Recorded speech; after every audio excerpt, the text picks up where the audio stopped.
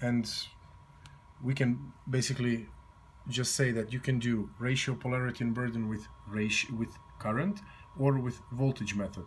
So the voltage method will be chosen for some special type of CTs, mostly the ones who are built in on the bushings of big power transformers. Burden secondary side, excitation curve, the mag curve, winding resistance, voltage withstand, which is a type of a high pod test, but only up to 2 kV, so it's not a high pod.